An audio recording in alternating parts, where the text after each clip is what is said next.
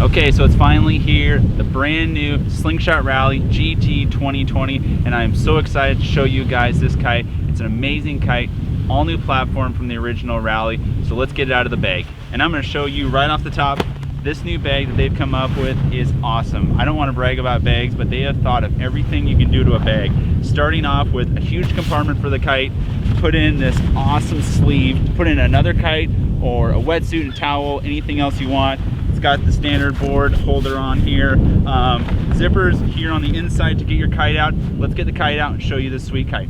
Okay, so as you can see, aesthetically, the kite is beautiful. They've done a great job with the color wave on this new kite. It looks great in the air. Super excited about how they make this kite look. So let's talk about some of the tech of the kite, talk about some of its riding characteristics, and then what kind of rider would be suited for a kite like this.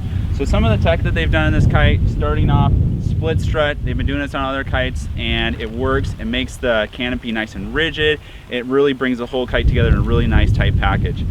New for this year 2020, they've gone to a 4x4 canopy material, and all that's going to do is enhance the durability and the color of the kite and keep that crisper texture on the material. So time will tell to see how that 4x4 is working out for them.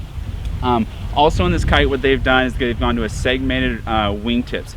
And what that's going to allow the kite to do is it's going to have a lot better feedback into the bar, and it's also going to make relaunching a lot easier in this kite. And I can tell you, I've done a few relaunches on this kite and some pretty light winds, and it just pops right up with no issues in relaunch. Has great relaunch. Moving from there, similar bomber construction they've done. It's great construction. Slingshot's known for how tough their kites are, so no worries about durability. Also new they've done for this year on this kite is they've made some adjustments to the bridle, and in previous iterations they've had pulleys, and they've had pulleys with bungees, and they've been able to take the bridle, really make it compact, and have just a bungee on one of the lines in the leader lines. And what that's going to allow to do is make it simple, and it's going to make all the bar inputs you put into this kite really crisp and really direct, so you can really feel the kite and where it is at all times. So that's kind of some of the tech of the kite. There's more stuff you can read about on this kite, but overall, as far as the tech, they've just done an outstanding job. So some of the riding characteristics that I can take away from this kite after riding it with my surfboard and a twin tip and a hydrofoil. So let's talk about, we've already talked about the relaunch. Let's talk about the turning characteristics. It's a very fast turning kite. Compared to the RPM, it turns a little bit quicker. The RPM has a little bit more of a medium arc. This is definitely a quicker arc, closer to that SST DNA in it. As far as with the 3-strut platform, it's incredibly rigid, very similar to the RPM in that regard. It really, you can just feel the kite in the air when it responds. When you depower it, it still has that nice rigid feel. It doesn't feel like it's going to fall out of the air, or it doesn't feel too light. Bar pressure.